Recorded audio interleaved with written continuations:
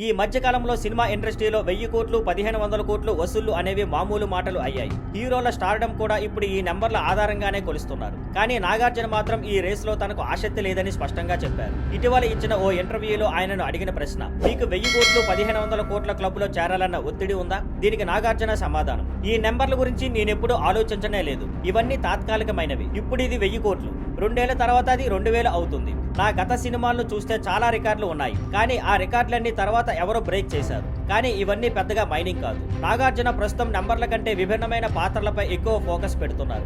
బ్రహ్మాస్త్ర సినిమాలో కీలక పాత్ర చేసిన తర్వాత కొత్త తరహా పాత్రలు చేయాలనే ఆసక్తి మరింత పెరిగిందని చెప్పారు. ఈ ఏడాది ఆయన 2 సినిమాల్లో కనిపించబోతున్నారు. కుబేరా ఈ సినిమాలో ధనుష్ తో కలిసి నటించారు. శేఖర్ కొమ్రా దర్శకత్వంలో వచ్చిన ఈ సినిమా జూన్ 20న గ్రాండ్ గా విడుదలవుతుంది. కూలీ ఇందులో రజనీకాంత్ కు విలన్ గా నటించారు. ఈ సినిమా ఆగస్టు 14న థియేటర్లోకి వస్తుంది. ఈ 2 సినిమాల్లో నాగార్జున పాత్రలు చాలా డిఫరెంట్ గా ఉండబోతున్నాయని టాక్. ఆయన అభిమానులు మాత్రం ఈ సినిమాల ద్వారా నాగ్ మళ్ళీ సత్తా చాటాలని ఆశిస్తున్నారు. Thank you for watching. Please like, share and subscribe.